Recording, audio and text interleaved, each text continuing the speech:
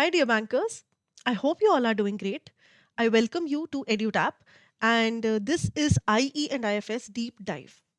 आज का जो टॉपिक हमारा रहने वाला है वो है लॉ ऑफ डिमांड, जो कि माइक्रो इकोनॉमिक्स का एक बहुत ही कोर कॉन्सेप्ट है. लेकिन before we dive deep into it, let's understand कि डीप डाइव है क्या. तो ये जो सीरीज है, इसके through we want to make sure कि जो भी टॉपिक हम एक पर्टिकुलर डे पर कर रहे हैं, आपको इतने बेहतर तरीके से वो टॉपिक समझ आए कि एग्जाम में किसी भी तरीके का क्वेश्चन आए, case study, practical question, multiple choice question, application based, anything, आप उसे बढ़िया तरीके से हैंडल कर सको बिना किसी डाउट, बिना किसी कंफ्यूजन के. एग्जाम जो है उसका पैटर्न हर बार चेंज हो रहा है और बहुत फास्ट चेंज हो रहा है, और डिफ़िकल्टी लेवल तो इंक्रीज़ हो ही रहा है. तो इन सभी चीज़ों को कैटर करने के लिए स्पेसिफ़िकली ये डीप डाइव जो है, ये बहुत ज़्यादा आपकी मदद करने वाली है when it comes to IE and IFS, Indian economy and Indian financial systems. So law of demand is the topic that we are going to do today. But before that let me show you कि इस तरह के questions जो हैं exam में आपसे पूछे जाते हैं. ये लॉ ऑफ डिमांड से रिलेटेड नहीं है, but this is the kind of case studies that are being asked, है ना, या मल्टीपल स्टेटमेंट क्वेश्चंस जो कि बहुत ज़्यादा पूछे जाते हैं. So that is what we are trying to cater through this series. Also just in case आपको प्रीवियस ईयर क्वेश्चंस एक बार चेकआउट करने हैं और आप चाहते हो कि आपको कहीं से most important type of MCQs that are possible exam में, है ना, या टॉपिक्स की लिस्ट मिल जाए, तो उसके लिए एक डॉक्यूमेंट हमने प्रिपेयर करी है जो कि आपको डिस्क्रिप्शन में मिल जाएगी, and it is absolutely free of cost. तो इसे एक बार चेकआउट आप ज़रूर करिए. सो लॉ ऑफ डिमांड क्या कहता है? लॉ ऑफ डिमांड, पिछले सेशन में हमने कॉन्सेप्ट ऑफ डिमांड पढ़ा, जहां पर मैंने आपको बताया था कि बड़ी बेसिक सी बात है कि मैं किसी स्टोर पर गई, मुझे एक टॉप खरीदना था और वो टॉप था 500 रुपीज़ का. लेकिन मैंने देखा कि यार ये तो सेल में मिल रहा है मुझे, है ना, ये मुझे 400 का मिल रहा है. तो इज देयर एनी चांस कि मैं दो खरीदना कंसिडर कर सकती हूँ? यस, बिल्कुल.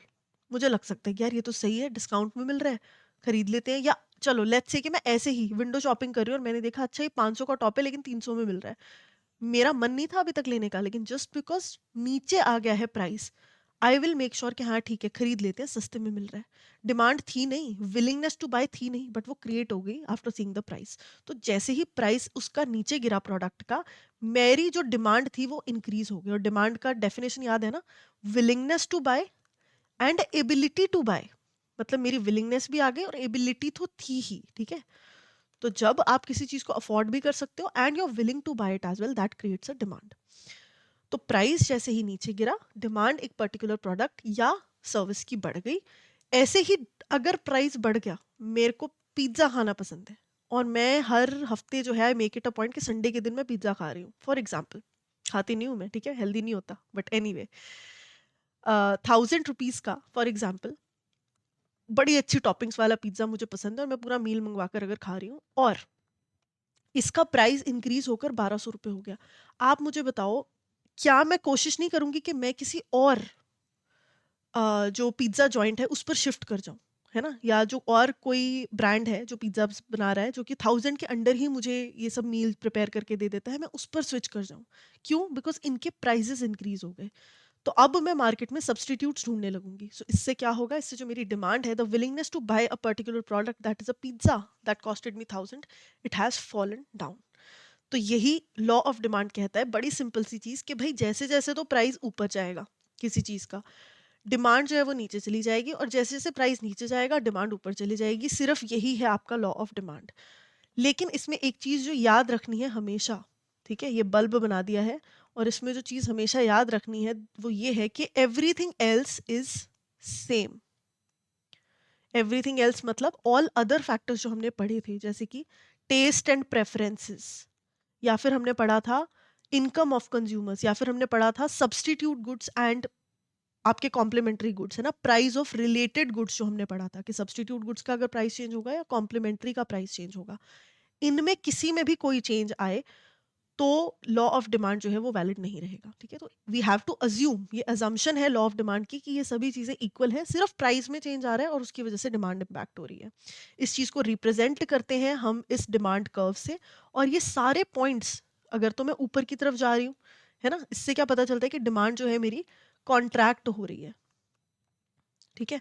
प्राइस जैसे जैसे ऊपर की तरफ, यहाँ पर मैं प्राइस डेमोन्स्ट्रेट करती हूँ, यहाँ पर डिमांड, क्वांटिटी डिमांडेड जिसे हम कहते हैं, ठीक है, तो जैसे जैसे किसी चीज का प्राइस 1 2 3 4 ऊपर जा रहा है, वैसे वैसे उसकी कंजम्पशन जो है वो कम होती जा रही है। यही अगर पॉइंट्स में नीचे चली जाऊंगी, प्राइस फॉल कर जाएगा, एक चॉकलेट जो मुझे 6 रुपए की मिल रही थी अब मुझे 1 रुपए की मिल रही है, तो मैंने क्वांटिटी डिमांडेड 2 चॉकलेट से मैंने इंक्रीज कर दी 12 चॉकलेट्स तक। So this is the representation of law of demand. तो बड़ी सिंपल सी बात हमने याद रखनी है कि लॉ ऑफ डिमांड अगर मुझे ग्राफिकली प्रेजेंट करना है तो ऐसे सीधा सा 2 लाइनें खींच के कर्व बना दो। ठीक है, ये स्ट्रेट लाइन भी डेमोन्स्ट्रेट करती है लॉ ऑफ डिमांड को, लेकिन अगर मैं कर्व बनाऊं तो वो बिल्कुल सही रिप्रेजेंटेशन होगी। ठीक है जी, तो ये हमने याद रखना है। रीजन क्या है, लॉ ऑफ डिमांड काम करता है, इसके पीछे के 2 रीजंस हैं।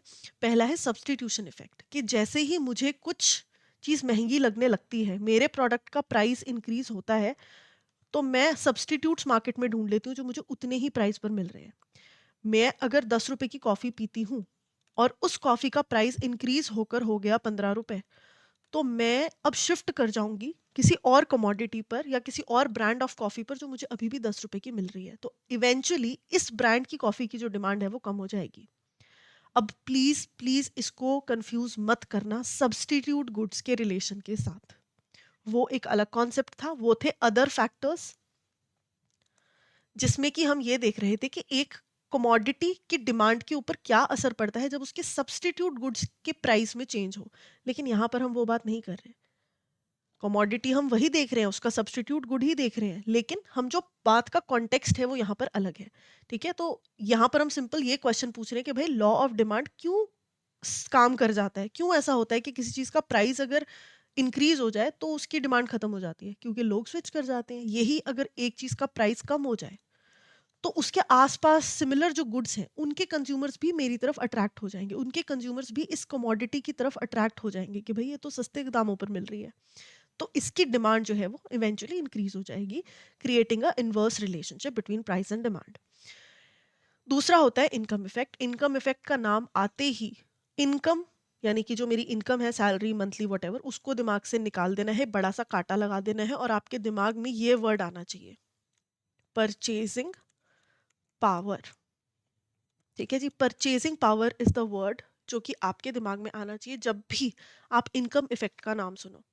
क्या मतलब है इसका, जैसे ही मेरी इनकम इंक्रीज हुई या डिक्रीज हुई, बिल्कुल भी नहीं, ठीक है, अगेन इंक्रीज या डिक्रीज नहीं होनी है, there is no change in income, क्योंकि अगर चेंज इन इनकम होगा तो क्या होगा, अदर फैक्टर्स अदर फैक्टर्स में चेंज आ जाएगा, और लॉ ऑफ डिमांड क्या बोलता है कि other factors should remain unchanged, तो यानी कि इनकम में तो चेंज आ ही नहीं सकता, तो किस में चेंज आएगा, परचेजिंग पावर में।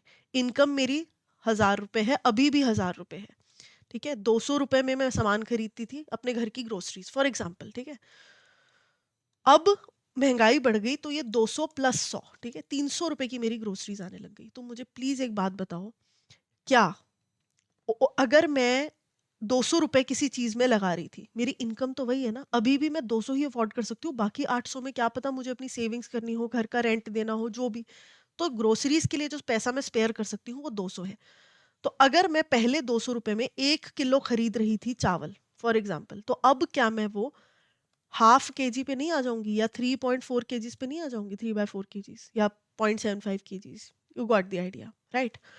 सिंपल सी बात यह है कि जब किसी चीज का प्राइस बढ़ता है, उसको खरीदने की क्षमता मेरी कम हो जाती है। पहले अगर मैं अपनी 1000 रुपए इनकम पर 3 किलो सामान खरीद रही थी, 3 किलो सब्जियां खरीद कर लाती थी, अब सब्जियां महंगी हो गई लेकिन मेरी इनकम तो नहीं बढ़ी ना, वो तो अनचेंज्ड ही है, तो अब क्या होगा, अब हो सकता है मैं सिर्फ 2 केजीज जो वेजिटेबल्स हैं वो खरीद सकूं, तो मेरी परचेजिंग पावर जो है वो नीचे चली गई। ओवरऑल जो मेरी एबिलिटी टू बाय थी उसको इसने इम्पैक्ट कर दिया, और अब मैं कम चीज़ें अफोर्ड कर सकती हूँ। सिंपल सी बात ये है कि जैसे ही सब्जियों का दाम बढ़ा, the price of vegetables rise, उसी टाइम पे जो डिमांड है, मेरी जो परचेजिंग पावर है वो कम हो गई, एबिलिटी टू बाय कम हो गई, leading to a fall in demand. तो अगेन ये जो इनवर्स रिलेशनशिप है प्राइस एंड डिमांड का, ये यहाँ पर इस्टेब्लिश हो गया। ठीक है जी, तो ये 2 रीजंस हैं कि क्यों लॉ ऑफ डिमांड काम करता है, ये आपको याद रखने हैं। फिर आ जाते हैं आपके exceptions to law of demand. क्या होता है exceptions to law of demand? देखो, 4 ऐसी चीजें हैं जो कि फर्क नहीं पड़ता प्राइस ऊपर जाए या नीचे जाए, ठीक है, इनवर्स रिलेशन स्थापित नहीं होगा, इनवर्स रिलेशन प्राइस या डिमांड का इस्टेब्लिश नहीं होगा, उसको बोलते हैं एक्सेप्शन। कि भाई नॉर्मल केस में तो इनवर्स रिलेशन है प्राइस एंड डिमांड का, लेकिन ये 4 चीजें ऐसी हैं जिनमें ये रिलेशन फॉलो नहीं होता। ठीक है, क्या है वो? सबसे पहला है वेबलन गुड्स, थॉर्स्टीन वेबलन के नाम पर ये पड़ा। प्रिंसिपल्स ऑफ कॉन्स्पिक्वस कंजम्पशन भी इन्होंने दिया।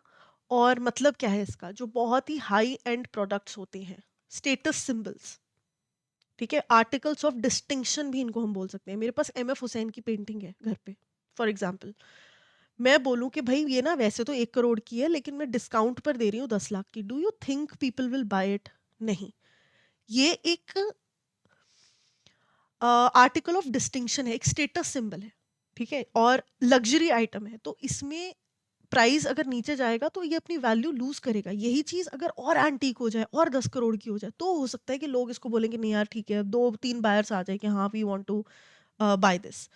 नॉर्मल सिनेरियोज में इसमें जितना प्राइस ज्यादा होगा उतनी ही आपका आर्टिकल डिस्टिंक्ट होगा एंड उसकी डिमांड क्रिएट होगी। तो एक्चुअल रियल डायमंड्स है ना, पेंटिंग्स या कोई और एंटीक चीज है, वो जो है प्राइस इंक्रीज होते हैं तो उनका डिमांड भी इंक्रीज होती है, और उनको हम बोलते हैं वेबलिन गुड्स। उस केस में लॉ ऑफ डिमांड लागू नहीं होता। Giffen goods, inferior goods, low quality goods, ये बिल्कुल इसका ऑपोजिट है। ठीक है, लो क्वालिटी गुड्स, इसमें क्या होता है? इसमें डालडा घी है फॉर एग्जाम्पल, ठीक है, या एक क्वालिटी का घी, let's say 100 rupees per kg, इससे सस्ता घी क्या ही आएगा? कुछ नहीं होगा, है ना। तो अगर ये सबसे सस्ते वाले घी ने अपना प्राइस बढ़ाकर 120 रुपए भी कर दिया, मुझे बताओ क्या इसकी डिमांड गिरेगी? नहीं। लोगों को जो मिनिमम कंजम्पशन करनी है वो तो करनी ही है ना। उससे सस्ता सब्सटीट्यूट ही मार्केट में अवेलेबल नहीं है, तो हम क्या करेंगे? We will keep on consuming it. तो यहाँ पर the good is so inferior कि there is no other low quality substitute available for it, hence अगर प्राइस थोड़ा बहुत ऊपर हो भी जाए कुछ खास फर्क नहीं पड़ता। ठीक है, तो गिफन गुड्स जो है ये आपने याद रखना है, रॉबर्ट गिफन ने दिया है, इन्फीरियर गुड्स नाम है, price does not impact, price change does not impact the demand inversely. ठीक है, necessary goods and services, Covid के टाइम पर जो वैक्सीन है या मास्क हैं, डू यू थिंक कि अगर मास्क 10 रुपए से बढ़कर 100 के भी हो जाते या 200 के भी हो जाते तो लोग नहीं लेते? बिल्कुल लेते, जीने के लिए बिल्कुल कोर एलिमेंट बन गया आपका। तो जो नेसेसिटी गुड्स एंड सर्विसेज है वो हमेशा जो है आपके डिमांड में रहते हैं, चाहे उनका प्राइस इंक्रीज हो या डिक्रीज हो, डजेंट मैटर। तो नेसेसरी गुड्स जो है एक और एक्सेप्शन है to law of demand. And change in income, अगर इनकम ही इंक्रीज हो गई, है ना, अगर इनकम ही इंक्रीज हो गई तो ओवरऑल कंजम्पशन हमेशा इंक्रीज होगी ही। और वैसे भी अगर इनकम इंक्रीज हो गई तो लॉ ऑफ डिमांड का जो पहला अजम्पशन है वही डिफाई हो गया, है ना। तो एनीवे ये हमेशा एक्सेप्शन ही रहेगा। चेंज इन इनकम हो गया तो आप ऑब्वियसली बात है, अगर आप 1 लाख अभी कमा रहे हो जितनी आपकी कंजम्पशन है, अगर कल को आपकी 1.5 लाख सैलरी होगी तो आपकी कंजम्पशन 100% इंक्रीज होगी, तो it will not cast much impact. ठीक है, तो ये एक्सेप्शन है टू लॉ ऑफ डिमांड, याद रखने हैं। 4 हैं, Veblen goods, inferior goods, necessary items and change in income. So फटाफट से क्वेश्चन हम प्रैक्टिस कर लेते हैं। रोहन owns, अभी केस स्टडी है, Rohan owns a small mobile accessory shop near a college campus. One of his best selling products जो है वो है वायर्ड ईयरफोन्स। जनवरी में प्राइस जो था इनका था 500 रुपए और इसमें 40 यूनिट्स जो है इसने सेल किए। फेब्रवरी में 400 रुपए प्राइस था, यानी कि प्राइस गिर गया और जो डिमांड थी वो इंक्रीज हो गई। सिमिलरली मार्च में क्लियरेंस सेल लगाई और प्राइस जो है वो फर्दर रिड्यूस हो गया and weekly sales went up to 90 units. Again price जैसे जैसे कम हुआ यहाँ पर डिमांड जो है वो ज्यादा हो गई। During this entire period students income remained same. ठीक है जी, price of substitute and complementary goods did not change, यानी कि अदर फैक्टर्स में कोई चेंज नहीं आया। ठीक है जी, अदर फैक्टर्स में there was no change recorded. Excuse my hand writing please. या नो चेंज। कंज्यूमर टेस्ट जो है वो भी अनचेंज्ड रहे। तो क्या यहाँ पर लॉ ऑफ डिमांड वैलिड है? बिल्कुल है। एक तो कोई नेसेसरी आइटम नहीं है, ये वेबलन गुड नहीं है ना, इंफीरियर गुड नहीं है, और इनकम में भी कोई इंक्रीज नहीं आया यहाँ पर बोल दिया है ना। तो कहीं पर भी ये एक्सेप्शन वाली चीज में लाई नहीं करता। लॉ ऑफ डिमांड यहाँ पर बहुत बढ़िया तरीके से वैलिड है। तो अब इसके बेसिस पर क्वेश्चंस आप आंसर करने की कोशिश करिए। Which of the following best explains the relationship observed in the case study? Higher price leads to higher demand, lower price leads to lower demand, lower price leads to higher quantity demanded, या price and demand are unrelated. तो भी तो बहुत ही simple सी बात हो गई कि प्राइस जैसे जैसे कम किया, डिमांड जो है वो ज़्यादा हो गई। तो C would be the correct answer, और यही हमें लॉ ऑफ डिमांड भी बताता है। Suppose Rohan increases the price of earphones from 300 to 450, ठीक है। अब उसने अगर प्राइस बढ़ा दिया होता, assuming other factors remain constant, यानी कि लॉ ऑफ डिमांड जो है एप्लीकेबल है। According to the law of demand what is the most likely outcome, तो क्या होगा, डिमांड जो है वो फॉल कर जाएगी, तो क्वांटिटी डिमांडेड विल डिक्रीज। तो B would be the correct answer here. Which among the following statement is correct with respect to substitution effect? Substitution effect से रिलेट करके आपने बताना है कि कौन सी चीज यहाँ पर सबसे सही है। If the price of a given commodity increases, consumers replace it with similar alternative. बोल तो रहा है, ठीक ही बोल रहा है, लेकिन बाकी भी पढ़ के देख लेते हैं। If the price of a given commodity decreases, consumer replace it with similar alternative. नहीं, कम होगा तो उसको रिप्लेस क्यों करेंगे, तो उसी के पास रहेंगे। If there are two similar commodities available, prices of both commodities tend to converge. बिल्कुल भी नहीं, ऐसा तो कुछ है ही नहीं।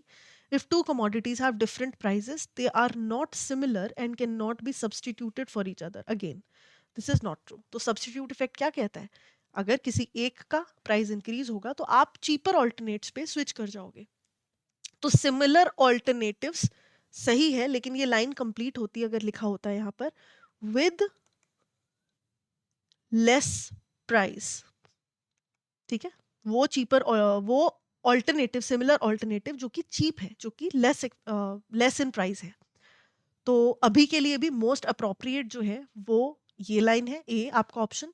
बट अगर यहाँ पर लेट्स से डी ऑप्शन में ये लाइन लिखी होती पूरी की पूरी, तो मैं डी सिलेक्ट करती।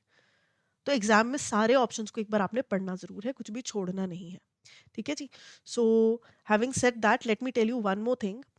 अगर आप जैब के लिए प्रिपेयर कर रहे हो और आप चाहते हो कि इसमें स्ट्रक्चर्ड तरीके से आपकी मदद हो सके, तो edutap.in पर जाकर आप कुछ कोर्सेज हैं जिन्हें चेकआउट कर सकते हो। सो live crash course batch 2 is something that can help you. इसमें आपको लाइव क्लासेस जो है 60 लाइव क्लासेस के थ्रू सब कुछ कवर करवाया जाएगा। साथ में रिविजन के लिए मिलेंगे concept notes, solved previous year questions, और ये सब कुछ जो यहाँ पर अवेलेबल है। ये ब्रोशर आप एक बार देख सकते हो, इसमें आपको हर एक कोर्स की डिटेल मिल जाएगी, और यहाँ पर इस कूपन कोड का इस्तेमाल कर कर आप डिस्काउंट अवेल कर सकते हो। यही चीज़ आप मास्टर कोर्स के लिए भी कर सकते हो, जिसमें सब कुछ आपको रिकॉर्डेड सेशंस के थ्रू प्रोवाइड करवाया जाएगा, जो कि आप अपनी कन्वीनियंस पे कभी भी देख सकते हो। एग्जाम से पहले लाइव क्लासेस यहाँ पर आपको मिलेंगी, और solve PYQs, chapter wise mock test, और ये सब कुछ यहाँ पर भी आपको मिलेगा। अगर आपको कोई एक कंपोनेंट है जिसके लिए प्रिपेयर करना है, तो इंडिविजुअल मास्टर कोर्सेज भी यहाँ पर अवेलेबल हैं, और प्रैक्टिस के लिए टेस्ट सीरीज भी अवेलेबल है। The best part about these courses are कि आपको यहाँ पर एक मेंटोर टॉक भी मिलेगी, which can help you with the guidance. अगर आपको किसी भी तरीके की गाइडेंस चाहिए अपने मेंटोर से, तो मेंटोर टॉक के थ्रू आप वो ले सकते हो। So that is all for today's session guys. I hope आपको demand and law of demand का कॉन्सेप्ट बहुत अच्छे से, बेहतरीन तरीके से समझ आ गया है। एंड मुझे कॉमेंट्स में ज़रूर बताइए कि आपको आज का लेक्चर कैसा लगा। And that is all for today. I'll see you in the next lecture. Thank you and have a wonderful day.